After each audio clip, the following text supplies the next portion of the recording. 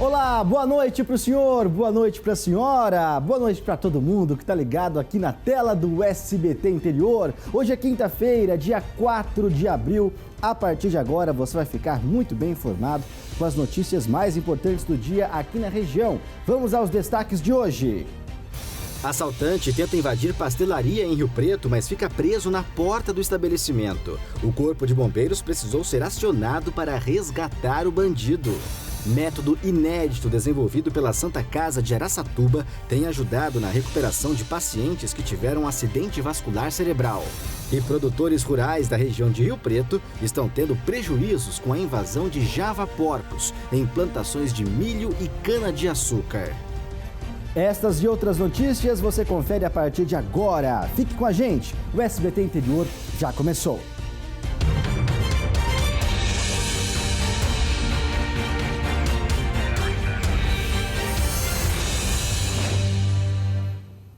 Uma tentativa frustrada de furto fez um bandido ser motivo de chacota no centro de Rio Preto. O homem de 44 anos ficou entalado na porta de aço de uma pastelaria, com metade do corpo para dentro do local. Quando a polícia chegou, Gilson Baltazar estava preso na porta da pastelaria. Os bombeiros tiveram que ser chamados para fazer o resgate do bandido. Na central de flagrantes, ele disse que é morador em situação de rua e que tem problemas psiquiátricos. O suspeito contou ainda que estava com um conhecido na hora do furto. O comparsa não aguentou o peso da porta e a soltou em cima do colega. Essa é a segunda vez que esse mesmo criminoso causa prejuízo para o estabelecimento. Em agosto do ano passado, ele já tinha invadido o local. As imagens das câmeras de monitoramento mostram a ação do marginal, que usa pedaços de pau para abrir a porta. No ano passado, ele furtou o troco do caixa e um celular. A funcionária da pastelaria reclama da questão da segurança no centro de Rio Preto. Tá tendo muitos furtos, muitos. Essa semana para trás teve moto furtada aqui na rua. Então, assim, tá bem complicado. Para nós, comerciantes, tá complicado, tá bem difícil. Não tem nada, polícia passando, ninguém, nada. Tá bem complicado mesmo. Apesar do transtorno e do gasto de cerca de R$1.000 com a porta, a pastelaria funcionou normalmente. Numa hora dessa agora era para estar um fluxo maior, porque já tá quase na hora do almoço, né? Então eu tenho um fluxo grande, não vou mentir, já entrou uma boa quantidade de gente, mas não que eu e meus patrões estamos acostumados que aconteça, né? Fora a trabalheira, né? Que a gente acorda cedo para estar vindo para cá e me depara com isso daqui, né? Não é fácil não, viu? Nós procuramos a Polícia Militar, mas até o fechamento dessa edição não tivemos resposta. O homem foi liberado. E um morador em situação de rua foi preso depois de quebrar o vidro e invadir uma farmácia em Rio Preto. A ação foi essa madrugada. As imagens do circuito interno da farmácia mostram um homem do lado de fora atirando pedras no vidro. Ele empurra a porta, puxa e tenta abrir o local. Como não consegue, vai embora e volta pouco tempo depois. Ele força, empurra novamente e depois de várias tentativas, quebra a porta de vidro e entra na farmácia. O suspeito vai direto ao caixa e pega o dinheiro. O alarme foi acionado e os policiais foram até o local, mas ele já tinha fugido. Por meio dessas imagens, o homem foi localizado e preso em flagrante. Com ele foi encontrado o valor furtado, mais de R$140. A farmácia fica na Avenida Badibacite, na região central de Rio Preto.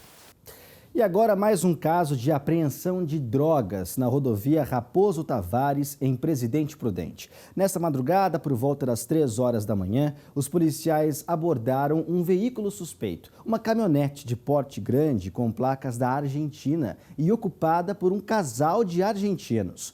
Os dois demonstraram nervosismo com a abordagem, o que fez com que os policiais realizassem uma vistoria no veículo. Durante esta vistoria, foram encontrados 67 quilos de cocaína, divididos em 65 tabletes.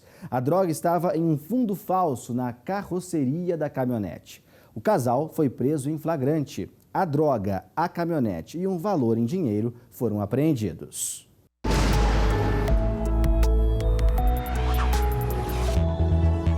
A previsão para amanhã segue sendo de sol, calor e praticamente nenhuma possibilidade de chuva. A diferença é que a sexta-feira vai ter a volta da nebulosidade, principalmente no fim da tarde. É o que pode provocar aquele chuvisqueiro isolado e rápido em alguns pontos da região. A chuva mesmo deve voltar somente na terça-feira da semana que vem. Vamos conferir como ficam as temperaturas para amanhã. Em Araçatuba, o sol aparece e a nebulosidade aumenta no decorrer do dia. Mesmo assim, não há previsão de chuva. Máxima de 34 graus. Em Presidente Prudente, a sexta-feira vai ser abafada e com calor forte, mas sem chuva. Mínima de 23 e máxima de 34 graus. Em Rio Preto, o dia começa com 22 graus, mas as temperaturas sobem para 33 ainda de manhã. O calor aumenta a nebulosidade, mas não estão previstas pancadas de chuva. Em General Salgado, sol, calor e tempo seco, mínima de 22 e máxima de 33 graus. Em Flórida Paulista, o tempo abafado aumenta a nebulosidade. Mesmo assim, não deve chover, máxima de 34 graus. Em Ponta Linda, o sol aparece entre nuvens, mas o tempo se mantém seco, mínima de 23 e máxima de 33 graus. E você vai ver a seguir os problemas causados pela invasão de javaporcos em plantações de milho e cana-de-açúcar na região de Rio Preto. A gente volta já.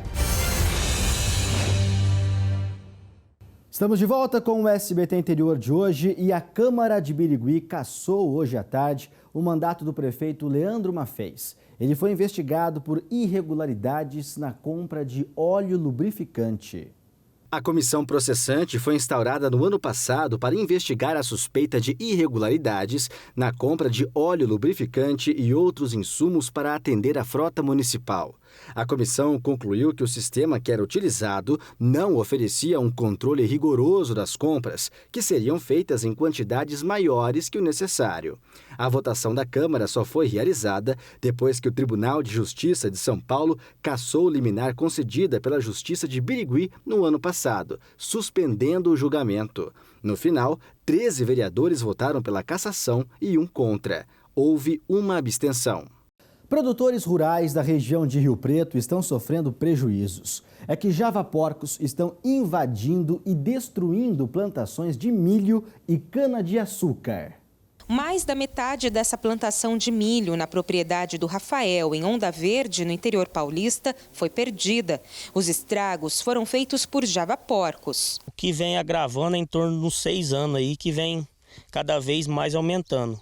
Agora, do ano passado para cá, então, nem se fala, né? Porque onde eles entram, tá acabando com tudo, né? O irmão do Rafael já teve licença para o manejo de javaporco, por meio da caça. Mas mesmo assim, por causa dos ataques, a família decidiu mudar de cultura para evitar ainda mais danos. Agora nós viramos para soja, né? Porque aí a soja não tem estrago do porco, né? Eles não comem a soja? Não, só cavuca um pouquinho na hora que tá nascendo, mas é pouca coisa. Aí o desperdício se torna praticamente nada, né? Agora o milho não, o milho se torna, tem lavoura que estraga quase 100%, né? O javaporco é uma mistura do javali com o porco.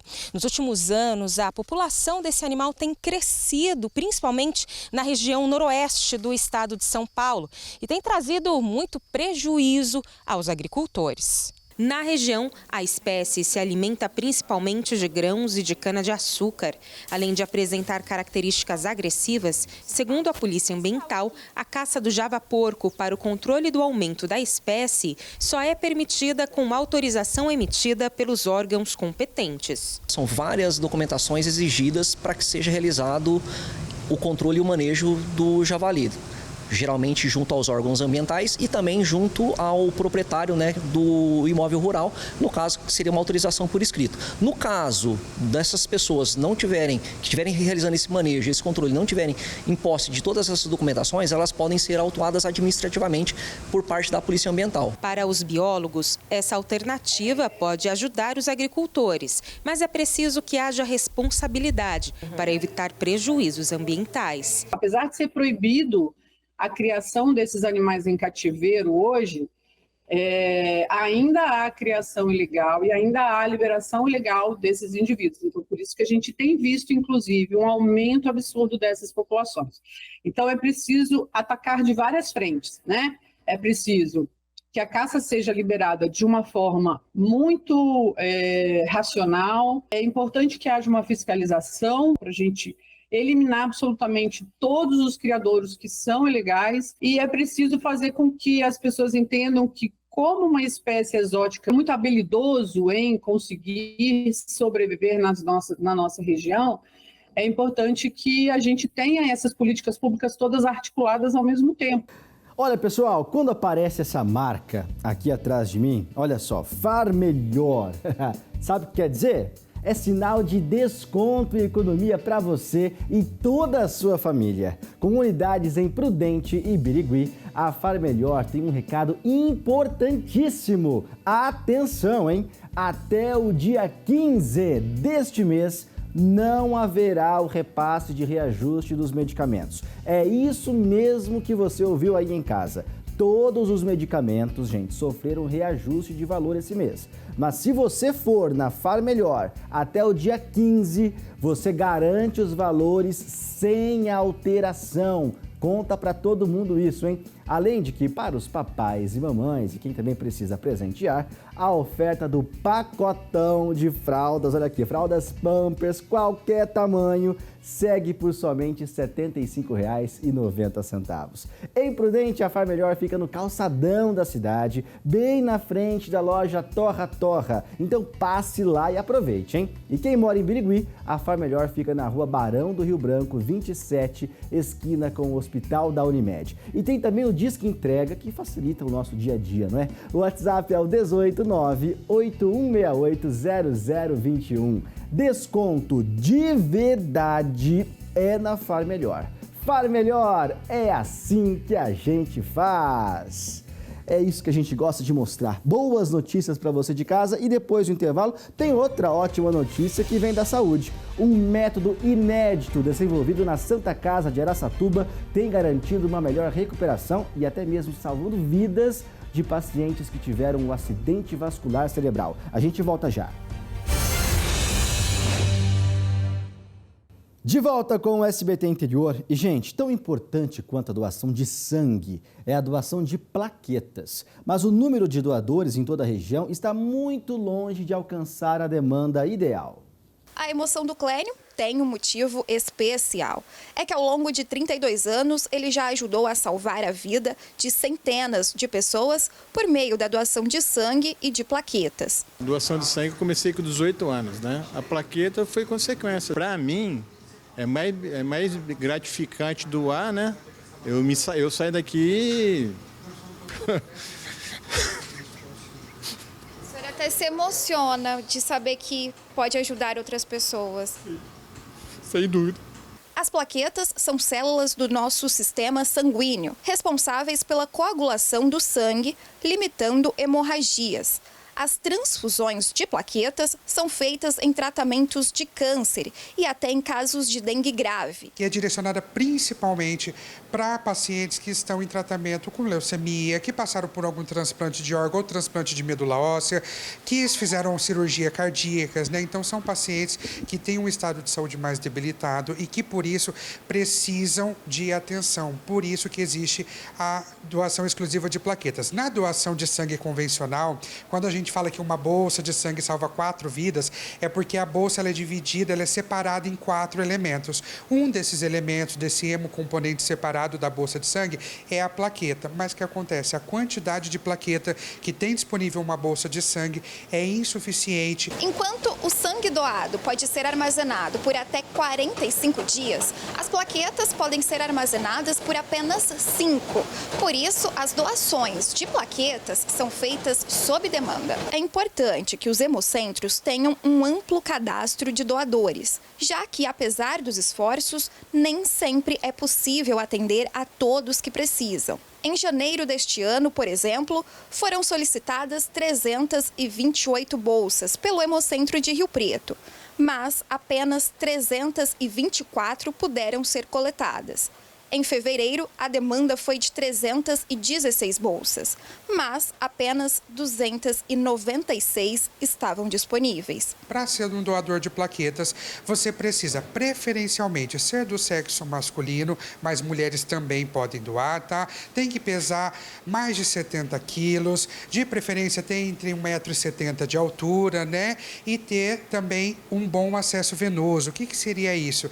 Que é quando o doador tem uma veia de bom calibre, porque hoje a máquina que faz esse processo de doação de plaquetas, ela pega o sangue do braço do doador, passa por uma centrífuga que na hora separa a plaqueta do sangue. O Igor, que já é doador de sangue, foi orientado no próprio Hemocentro de Rio Preto sobre os critérios necessários para a doação de plaquetas. Ele não perdeu tempo e já se cadastrou. Eu vim aqui para fazer outra doação de sangue, como é a minha rotina já.